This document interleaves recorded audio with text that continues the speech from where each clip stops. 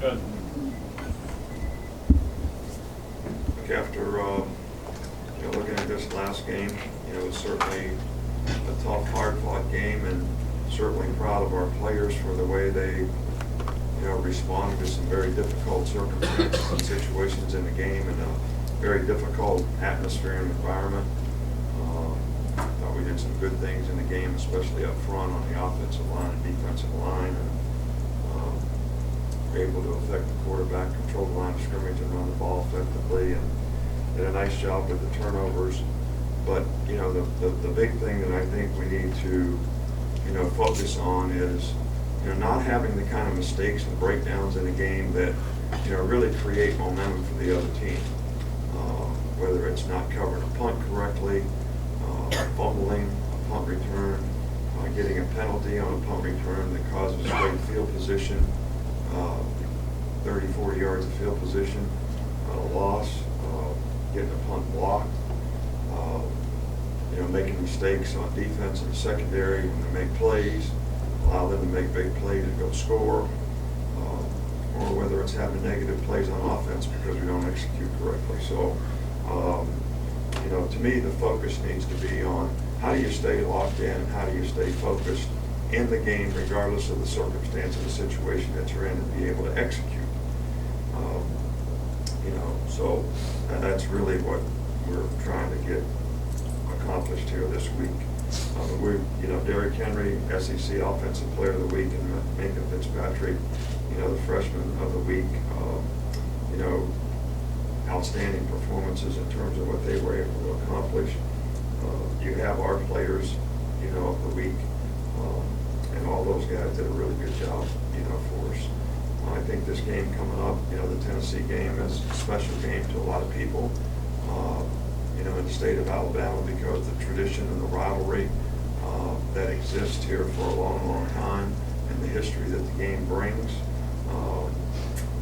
So it's most certainly a special game to us and our team, to try to get ready to, play a very good game against a very good Tennessee team.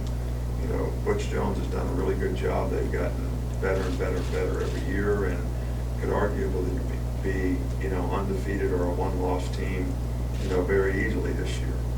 Two teams came back and beat them late in games, they came back and beat somebody when they were behind 24-3. That's a pretty good team. So they've got good players, and offensively they're very, very good. Quarterback does a good job. The offensive line does a good job. They're nationally ranked in a lot of categories. They've got two really good running backs. Jalen Hurd and Alvin Kamara have both done a great job for them. Joshua Dobbs, the quarterback, is very diverse guy, playing a position, running and passing. And they've created a lot of issues and a lot of problems and scored a lot of points this year. Defensively, I know they got a couple guys that have been nicked up, but they play hard, they're physical, and for the most part, they've been hard to score on. That's something that I feel when we can control the ball, it's going to be a key for us in the game. It's really important to how we play and what we do against this team. And this team's very sound and solid with their specialists and on special teams. So, I think Butch Jones has done a really good job. They've gotten better and better every year, and this is the best team they've had for a while. We'll start in the middle. Cecil. Hey, Coach, I have two questions, please. First, could you update us on Ryan Kelly and Kenyon Drake coming out of the Texas A&M game? Kenyon Drake will practice today. Ryan Kelly is under concussion protocol when he's normal, which is very close. Will allow him to resume activity. That's not going to be today unless something changes between now and practice. So we feel like he'll be okay. It's not that bad right now, so we feel like he'll be okay in a few days, but medical staff has to make that decision. Okay, and you had alluded to this on your radio show Thursday, but I just wanted to follow up about, it seems like at least in the SEC games, you've gotten off to a better start in the road games than you have in the home games so far, and what distractions do the players face at home, and how do you deal with that? Well, I don't know. I never thought it was an issue until this year, but probably the three best games that we played this year have all been on the road, whether it was Wisconsin, Georgia, or this past game at Texas A&M. I think it's a matter of what I talked about before, being able to stay focused on what you need to do your job, play in and play out. And just because you're at home, and whether it's family, friends, the atmosphere, the distractions that can create, as a mature competitor, you can't be affected by external factors. I talked about friendly fire before, but, I look at our team and, I'm like, we play different when it's 28-6 than we do when it's 0-0. There's not supposed to be a scoreboard. You're supposed to have enough killer instinct to keep playing at a high level and execute and do your job. So, can't be the scoreboard, can't be playing at home, can't be the fans. I mean, all those things should be positive things that enhance your chances of competition, affects the other team. So, something that we just got to continue to address and try to get the players to focus better and do a better job. We're going to let Matt. Nick, two questions. First of all, since the Ole Miss game, just how much have you seen the team grow and evolve? And do you feel like that loss maybe led to certain guys in the entire team maybe focusing in even a little bit more than they were leading into that game? Well, I can't speak about that. I think our team is improving. I don't think that, as a group of competitors, anybody here is satisfied when they don't have success. I don't think that it's something that, even though it's human nature, that you don't respond to things properly when they're going well. Something bad has to happen for people to want to change and do things that they could have done way before something bad happened. And I'm not saying that's the case with our team. I know we have a lot of competitors on our team that are not satisfied with that performance, and we have tried to get better. But my point of emphasis is, where are we now? What do we need to do to get better? And those are the things that I talked about here today in terms of being able to focus and play with more consistency. Don't want to create momentum for the other team by not staying focused in the game and doing what you need to do to play your best through 60 minutes of football.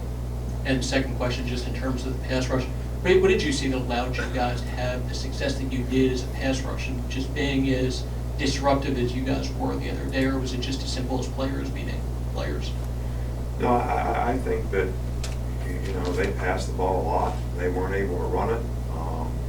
We created a lot of passing situations, which, lets us play the kind of defenses and lets the players pin their ears back a little bit and us to make calls that enhance pressure. And, we're fortunate to have some pretty good guys who can execute it and do a good job in that regard. So I think, when it's 2nd and 5, it's hard to rush the passer. When it's 2nd and 10, it's a lot easier. When it's 3rd and 8, it's a lot easier. And we created a lot of those situations in the game, and I think, we were able to affect the quarterback because of it. Over here with Aaron. I know you haven't been on the field with the team this week, but you guys played 7 straight games. Where do you think they are in terms of fatigue mentally and physically? And do you have a message for that this week? I'm not making the assumption that, we try to control the workload so that our players can get ready to play each and every week. We gave the players 2 days off a few weeks ago so that they could get some rest and recovery. So, it goes back to how bad do you want to do what you want to do. Everybody controls their focus. If you can't jump, we can't fix it. But we can fix your ability to focus. That's something you choose to do. Anybody can choose to do that. You can stay focused in this meeting, or you can daydream in this press conference. You do whatever you want. But that is something that you can get people to do. All right, so if you assume you're tired, and you assume I can't focus here, then you probably won't. All All right, but if you can stay locked in and do what you want to do, then it's not an issue and it's not a problem. Because most of that stuff is right here in your head. All right, it's not anything wrong with you physically. All right, we put those, what do you call it, catapult thing on guys. They run just as fast now as they did, 2 months ago. So, if they think they're slower, it's not because they're running slower, it's because they think they're slower. So I think we're getting better, and I think this is an opportunity for us to play better even in this game. We certainly need to in some areas of our team, and we got to focus on improving those things. So, we took last week, we did 4 shells on Monday to eliminate some of the hitting, to try to, get our team through that. And, I think it's, how bad do you want to do something? Okay, we'll stay right here with Mark. 2 quick ones. You mentioned the penalty on the special teams. What did you say to Sean Dion after he made that mistake and got ejected? Well, I think you got to see what you hit. I don't think he intentionally, hit the guy helmet to helmet. He was playing with toughness and he was being aggressive. And but I think, especially an unprotected player in a situation like that, what we tell the players, you've got to see what you hit, and you have to lower your target. And all you can do is learn from it. It was not intentional. He's not that kind of person, and the guy's played well for us on special teams, and he's played well for us when he's had to play, and he's a good person, and I think that's the lesson to be learned. And the second one, when you see Jake running around and scrambling and lowering his shoulder to the defenders, what's going through your mind on those plays? He's a tough guy. Go back over here. And why do you want to run out of bounds? I'm just asking. Well, I'm just telling you, sometimes I wish he wouldn't take the hits. But I kind of like to see the other team's reaction when he does that. Does it bother you when Derrick Henry does it? No, well, it doesn't bother me either. I kind of like it when he runs over him. So, it's the personality of the player. Jake's a tough, competitive guy. He's a big physical guy. He's getting better and better every week. So I don't want to take his aggressiveness away because we're fearful that something bad's going to happen. And I just don't coach that way. Go over to Michael. You guys traditionally get 2-back attack on offense. How do you think that's gone this year in terms of Derrick Henry and Kenyon Drake? I don't understand the question, what 2-back attack we're You talking usually about. have 2 running backs, usually a 1-2 combination seems more Derrick Henry this year. How do you think that dynamic's going? Well, it's going well for Derrick Henry. He's having a great year and certainly done a fantastic job. We would like to get more players involved so that we can, sort of spread out some of the load. And I think we'd like to get Kenyon Drake more involved. And we have other guys that I think could play running back as well. But these guys have got to understand that they've got to be able to go out there and execute and do the job properly, do it in practice, prepare themselves well, and be able to go execute it in the game. We need more people to do that, and I'd like to see it happen at running back as well. John Cena, please.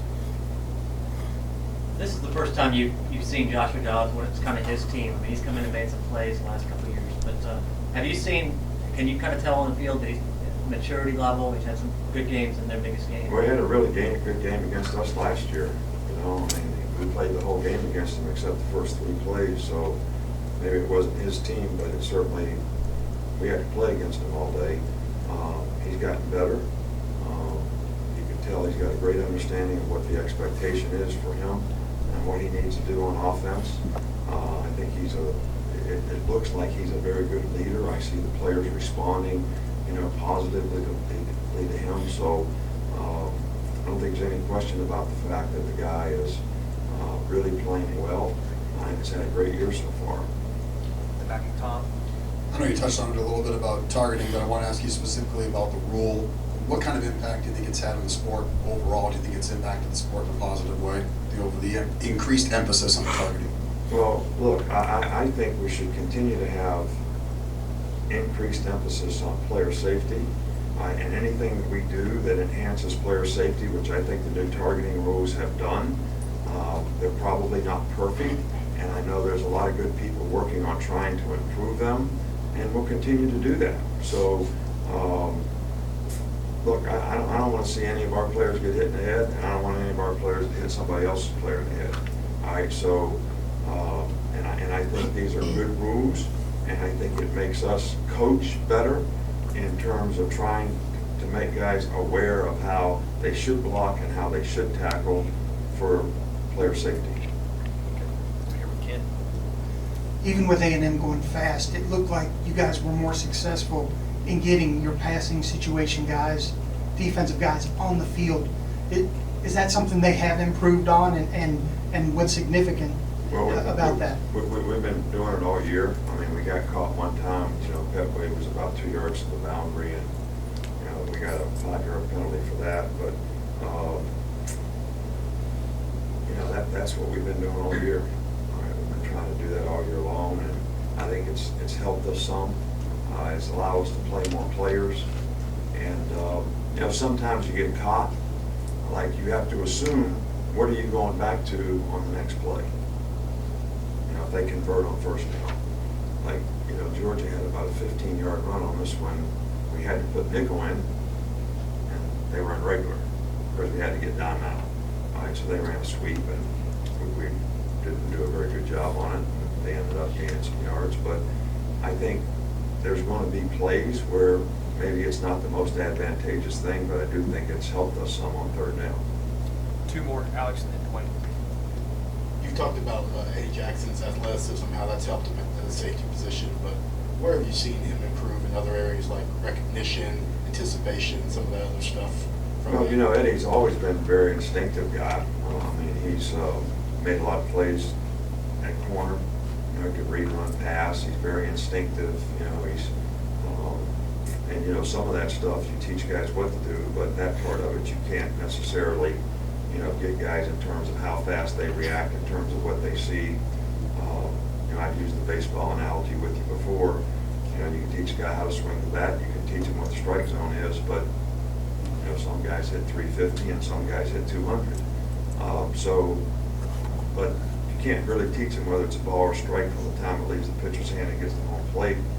And Eddie's a very instinctive guy, so once he learned what to do, learned how to apply it, he reads and reacts to things very quickly, and I think that's what gives him a jump. Last one here with Dwayne.